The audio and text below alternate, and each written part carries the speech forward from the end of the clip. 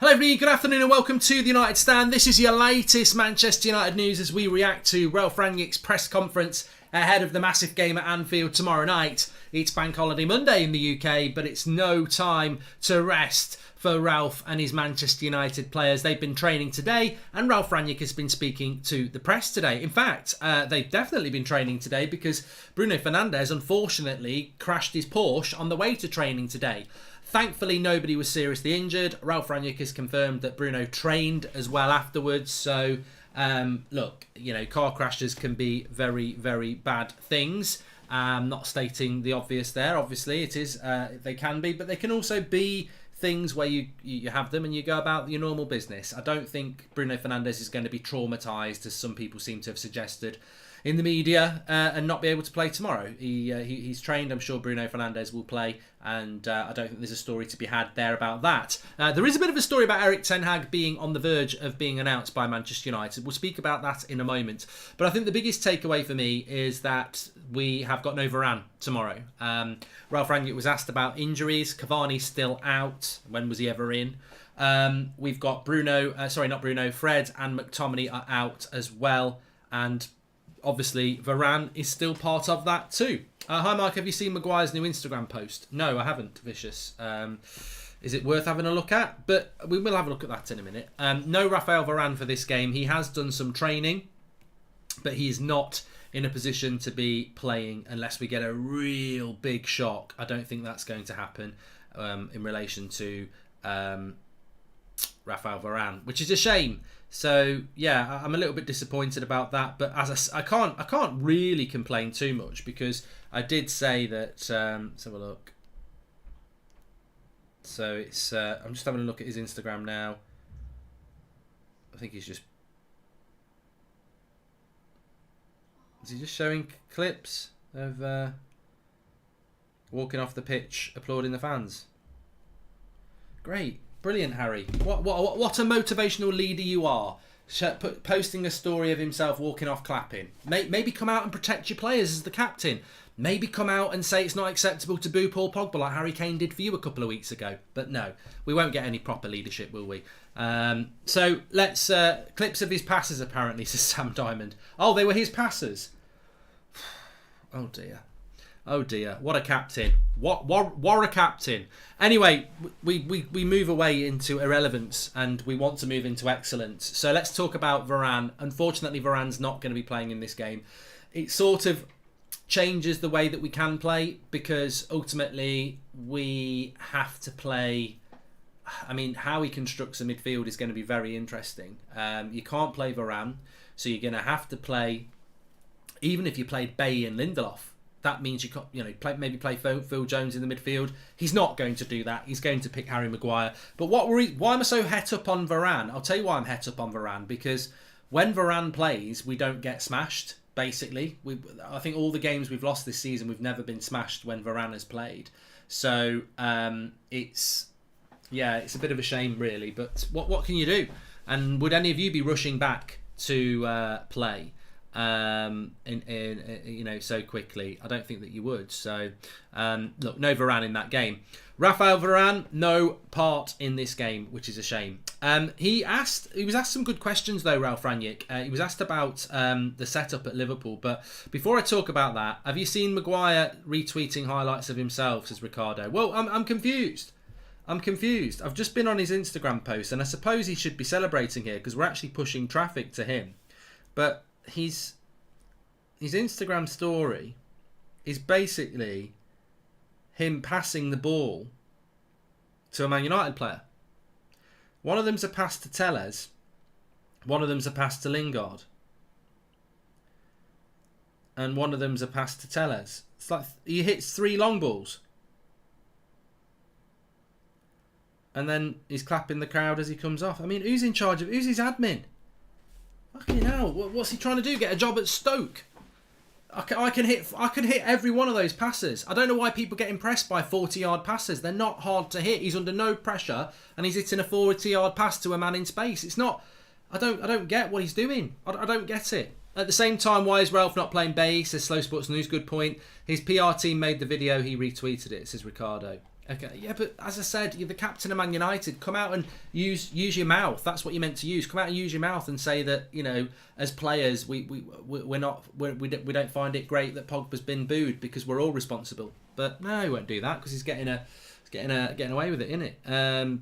Just ridiculous joke, absolute joke. But at the end of the day, we've got a massive game tomorrow. Let's hope he can put in a performance because with no Varane, we're going to be very reliant on him tomorrow night, aren't we? So let's see what happens. But look, let's get on with the press conference reaction. I thought there's some really interesting bits from Ralf Rangnick. He was asked about Liverpool and development, and he was asked about how he'd mentioned that development. And look, the bright side, it's a pass to a United player, says Akil. Ajax have confirmed Ten Hag wants to leave, says Reba. Yeah, but I need to talk about that, Reba. Thank you very much. So, about 20 minutes before the press conference, there was a lot of people, even United Stand Twitter account, put it out there that, and I don't run the United Stand Twitter, I haven't run it for years, so when I say that, that's what I mean. That Manchester United are on the verge of giving Erik Ten Hag a 3-year deal. This is the latest sort of news that's coming out.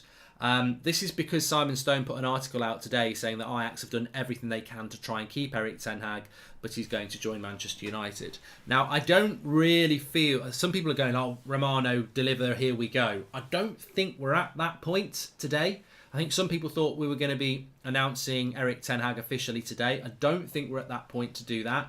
I personally don't think it's going to happen this week. Maybe it will do, but I think what's happened there is Simon Stone's put an article out with the BBC basically confirming what Ajax basically hinted at yesterday, is that they've tried to keep Erik Ten Hag, but he wants to move. And obviously he is on the verge of joining Manchester United, but how close it is to officially being announced, I think some people think it's going to get announced in the next hour or two. I'd love it to, but I don't think it is. I don't get any suggestions that. Man United are ready to announce it. They've got all the commercial stuff. They've got all the, you know, the images and everything that you need to be ready for the PR. They've had that ready for about 8 days, but they're waiting on Ajax as to when they can do this. And look, Ajax might say, look, PSV have done it with Van Nistelrooy, you can do it. They might not wait. They might not wait. Make United wait, but I don't really think that it's. I don't really think it just means. I think it's. We know it's going to happen, and I'm happy with that.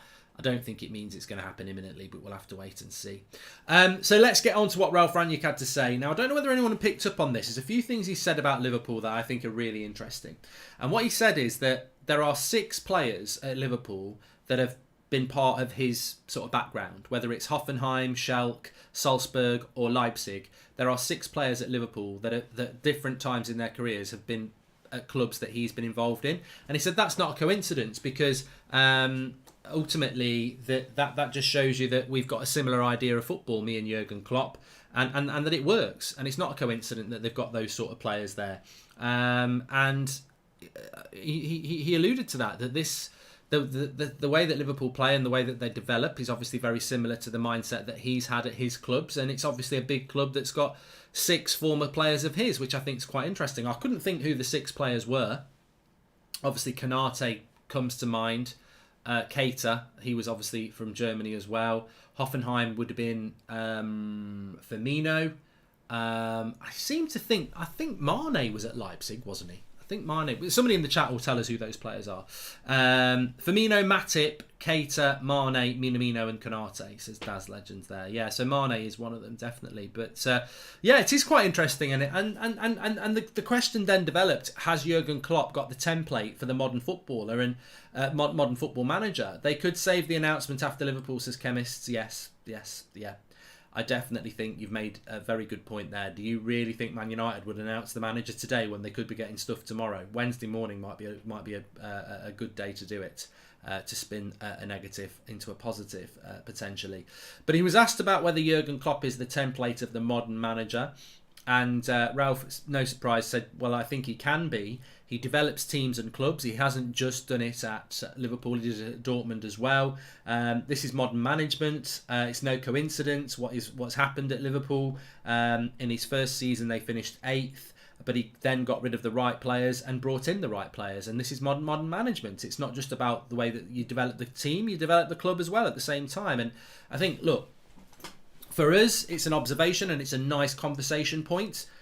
We, in Erik Ten Hag, have got the best manager we can get for what we need to do. We can't get Jurgen Klopp, we can't get Pep Guardiola. They're at rival clubs and they're doing very, very well.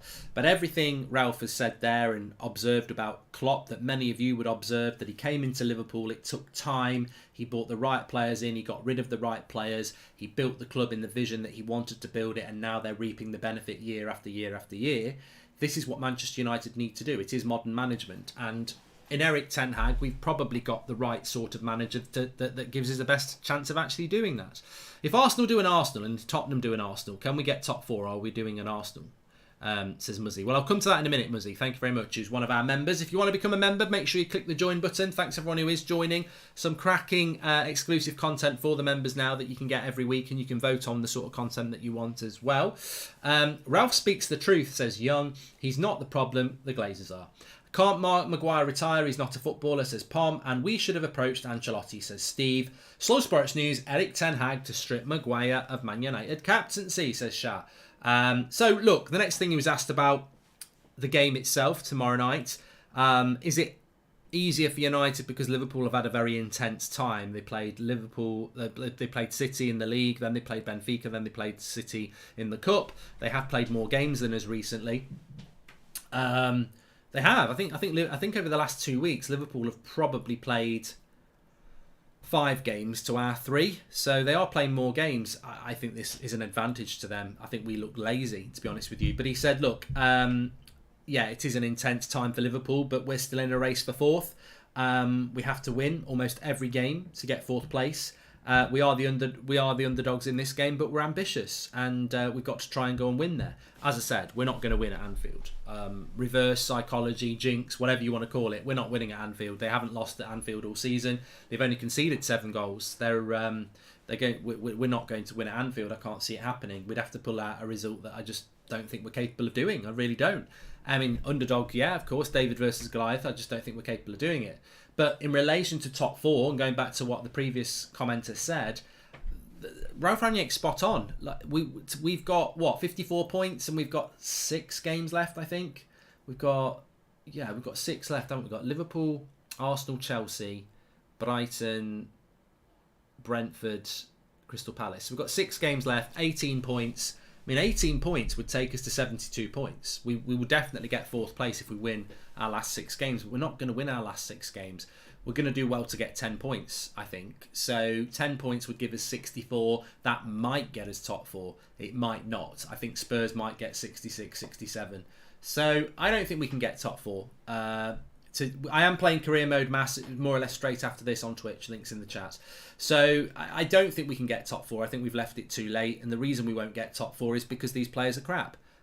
Some people will say it's because we dropped points at Everton and Burnley and other games. It's because the players are crap. We should have walked top 4. With the squad we've got, we should have walked top 4. We should never be in this position.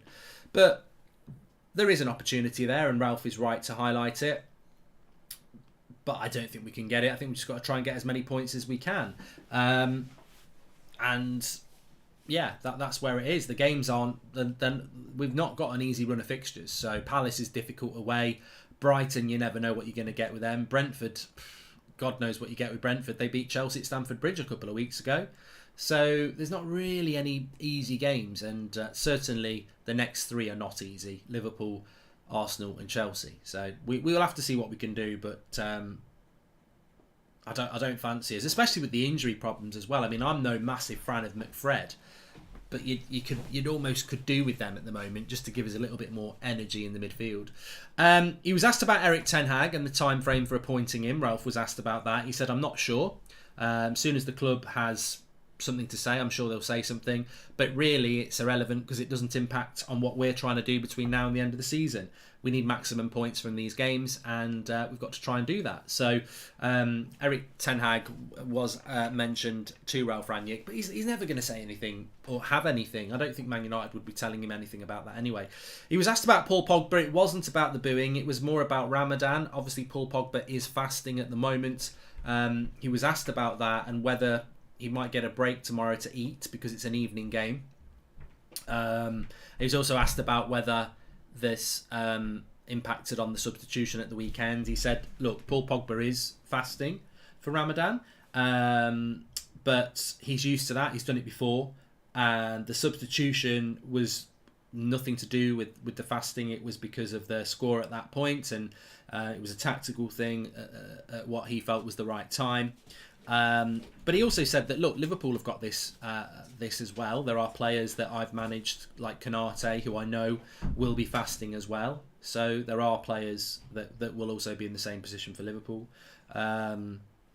And he was also asked about areas that he's unhappy with the team at the moment. And he said, look, we need to be more compact on the ball. We need to be better when we've got the ball.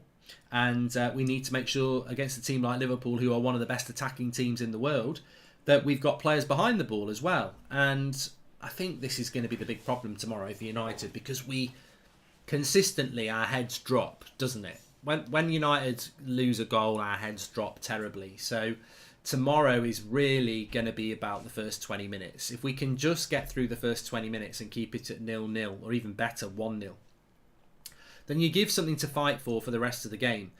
But if we concede in the first 10 minutes, I think it's going to be a very long night. Naz, thank you very much for the super chat. But, you know, Manchester United, to me, and I'm sure the same to you, Manchild says, saw a video of Maguire walking off sulking after Ronaldo's hat-trick. Everyone celebrated it, everyone but Harry. Something weird is going on with him.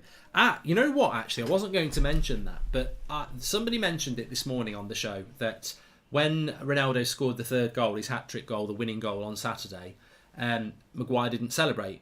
And I was like, does it really matter? So what? I did see a clip, and then they replied to one of my tweets a couple of hours ago, and I saw the clip and I watched it a couple of times. Then I went to watch it again before we went live, and it had gone down. I don't know whether it's because it's showing footage or whatever from within the ground, but from that clip I saw, Harry Maguire's in the wall. Ronaldo scores. Everybody apart from De Gea runs to the corner near the Stretford end, and Maguire just walks back to the centre circle. He's not animated. He just walks back, and that's a winning goal at Old Trafford to get us 3 big points, and the captain's just walking back to the halfway line.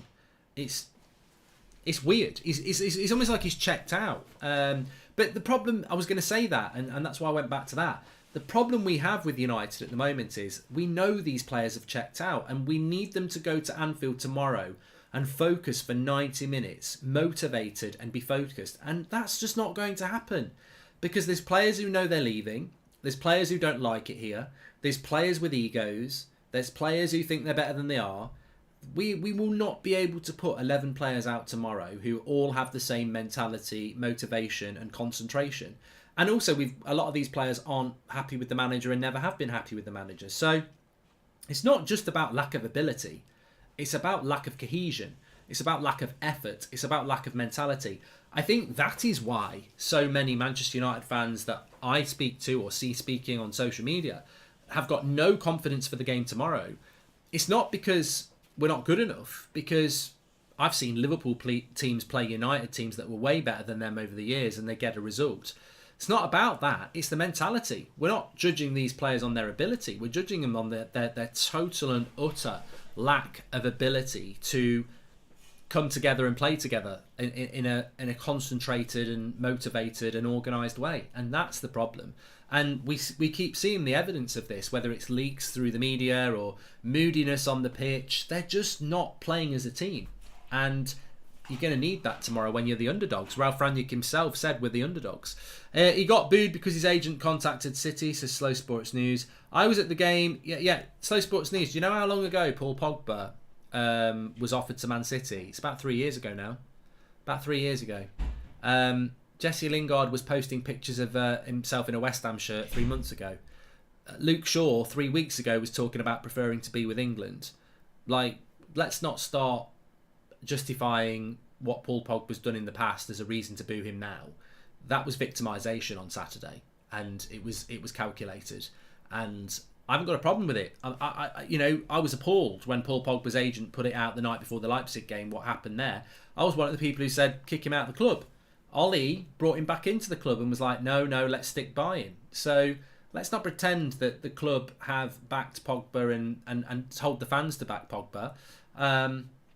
My problem with Saturday was the victimisation of it, to go after one player when loads more deserve it. And I tell you what, going back to Maguire for a moment, as captain of this club, he's been terrible. He could have just done something at the weekend that would have made people stand up and go, to be fair, he's not much of a captain, but at least he's acted a little bit like one there. He went through this 3 weeks ago with England. Harry Kane protected him. The media protected him. He's obviously learned from that, and he's come out and protected Paul Pogba. Did he do it? Did he bollocks? He's putting out little clips of himself doing 40-yard passes that are a piece of piss. So, let's move on. Mark, you're in control of the team talk tomorrow. What would you be saying? Says Dominic. And Mark, although you've sold the show to Soccerbox, will you still be on the show or will that be it? Says Final Third Football. I've got absolutely no idea what you are talking about. If I was in control of the team talk tomorrow, what would you do? Says Dominic. Look, I can't even do your William Wallace or a Mel Gibson impression of what I would do. The bottom line is, we all know what we would like to do tomorrow as fans who love this football club and are motivated by the dream of putting the shirt on to play Liverpool. Unfortunately, we wouldn't be. If I was the manager or you were manager, that would be lost on these players. I don't think they get it. I don't think they care, and I don't think there's a motivational speech you can give to them. I think the manager's job at Man United at the moment, you may as well be talking to yourself, because I don't think they're capable of doing it. I think they've checked out. I think they're thinking about the summer. I think they're thinking, I'll start work in the summer when we get a new manager. I don't think you can say anything to these players at the moment that's going to make them put in a good performance. I really hope I'm wrong, but I just don't think they can. Man United was known as a no player is bigger than the club now anymore. Maguire, Pogba, Ronaldo bigger than the club is disgusting. Ronaldo is mainly positive, says Ray S. And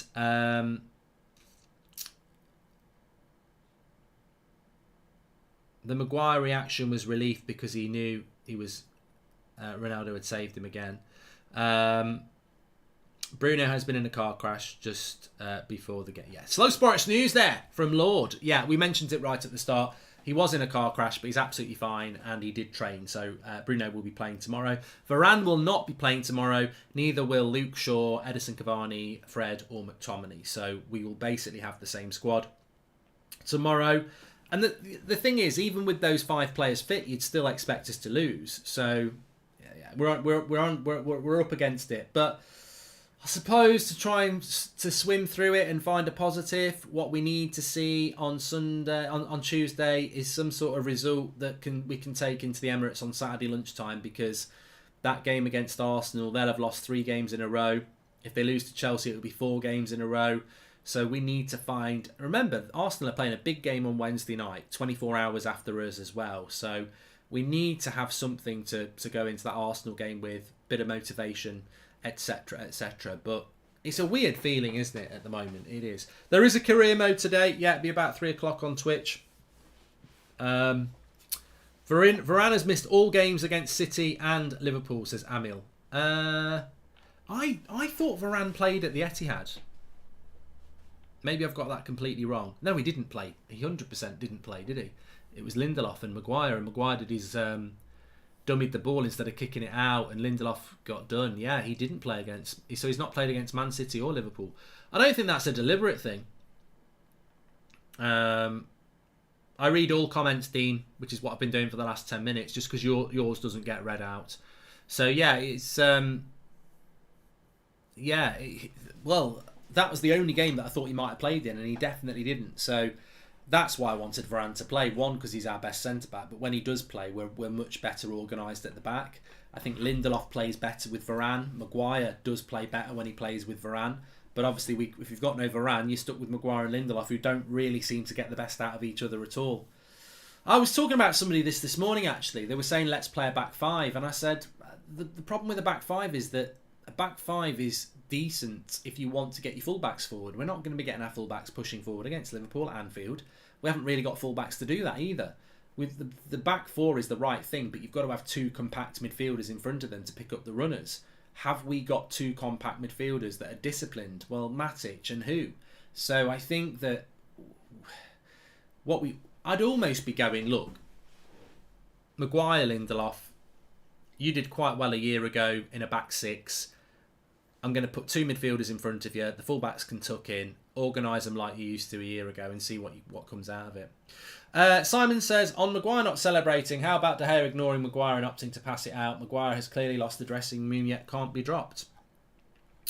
Well, There is a feeling that Maguire has lost the captaincy. Obviously, that was spoken about this morning in the Manchester Evening News. But everybody's just agreed to get through to the end of the season. I think that's weak management. They should have took it off him a long, long time ago. But I think De Gea didn't pass the ball to Maguire because he thought the better option was to kick the ball out. Whether that's right or wrong, I think he probably should have passed it to Maguire, but it does show a level of confidence. We must play with Matic and Bruno in the midfield, says Curl, and park the bus for a point tomorrow, Mark. Thoughts? Mate, I'd take a point right here, right now. No problem at all. I would take a point 100%. It'd be a fantastic point. It would mean Liverpool aren't going to win the league as well, because Liverpool need to keep winning. So I would love a point tomorrow. I just don't think we're capable of it. But I would take it right here, right now. Let's see if CDM does a better job than Lindelof, says Shadow. And De Gea doesn't trust Maguire, says Son. Make Ronaldo captain. I'd be happy with the points, says Brutos. Harry would have passed it back to him, says Peter. And Garnacho, I can't see him playing tomorrow. You wouldn't really want to be throwing in a young lad into that. Do you think it's possible... Oh no, okay, can't read that one. Stop the quadruple. And I'd risk Varane tomorrow, says Ricardo. Well, look, I don't think Varane will play tomorrow. He did train, but not with the team. So there is an outside chance he will get involved in the game. But I think it's difficult, isn't it? Because we're going to have to play on the counter-attack. And Rashford might be useful in a game like this. I mean, I know people get angry with that. But if you're going to be hitting long balls and you just need someone quick behind...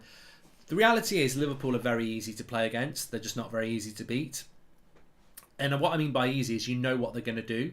Van Dijk and Matip will stay on the halfway line. The fullbacks will bomb forward. And there will be a ball over the top. But it doesn't mean that we'll score.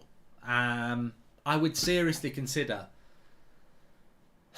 I mean, you need Sancho because he will put the defensive work in. I think Alanga puts the defensive work in. I just don't know whether Ronaldo should be on the bench tomorrow. I know that sounds ridiculous, but Ronaldo playing 3 games in 7 days, do you keep him back from the Liverpool game to keep him fresh for the Arsenal game? I don't know. But Ronaldo's on form at the moment, and if there's a half a chance, you think he'll score. So it's going to be ridiculously hard. I go into the percentage chance of United even getting a point tomorrow, I'd say is 20%. 80% chance that Liverpool are going to win that game. Did you see Aguero reply to Garnacho about Ronaldo, says Shane P? I did. I thought it was all a bit... I think it was a little bit, sour grapes, wasn't it? But hopefully we get a point out of the game tomorrow in time for my birthday on Wednesday, says Bradders. I hope you're looking forward to your birthday. I think Ronaldo has to play, says Sam Diamond. He's the only player that can score at the moment, in my opinion. And still people are talking about Bruno having a car crash, so I feel I need to just repeat for the 4th time. 1, tune into the show at the start and then you don't have to ask silly questions. 2, for the 4th time, Bruno Fernandes was involved in a car crash this morning on his way to training. The person in both cars were fine, and he trained with Manchester United. So he's not out, he's not injured, and slow sports news, he's okay. But there we go.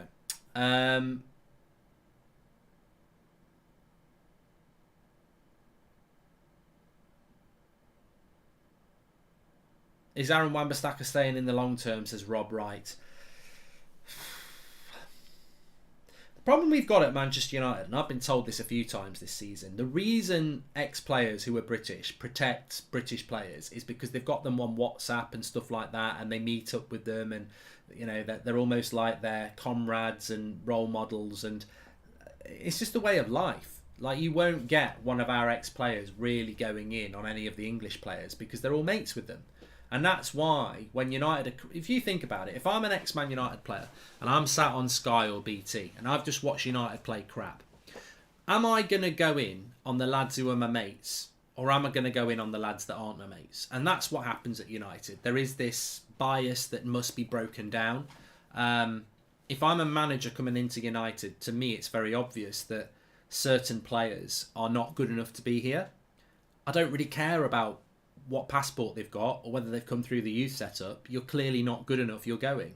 The problem we've had in the media, and many people, if you speak to them, will tell you this, is that you are protected based on where you're born, what your passport says, who's on your WhatsApp group. And there are too many players at United who have this season been exposed as not good enough, but they still get protected because they've come through the youth setup, or they've played for England, or they're mates with somebody. And this is, I mean, we even had Wayne Rooney the other day talking about, I know Harry personally, Harry Maguire. How does he know Harry Maguire personally? They didn't play together at United.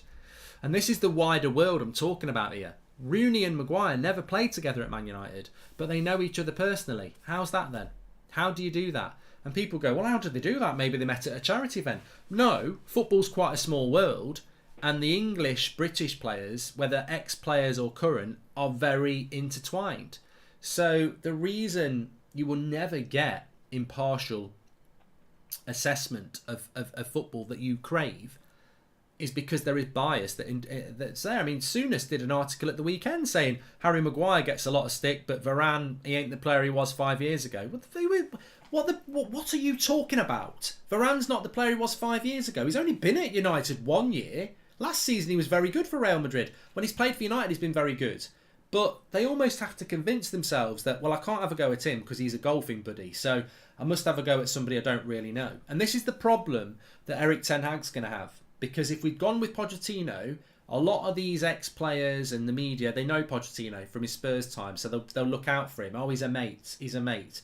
With Erik ten Hag, he's not going to be a mate. So it's going to be the fans' intelligence that we're going to rely on to see through it. Because ultimately, that Erik ten Hag relationship's not going to be there for a lot of these people. Souness isn't English. No, he's not. But I did say British, Hex, and there's no need to be pedantic. Graham Souness sits on Sky with people who are his mates. It's the same scenario. Liam says, I'm surprised they're not using the Erik ten Hag announcement to drown out another Liverpool thumping. Two things. They may well do it.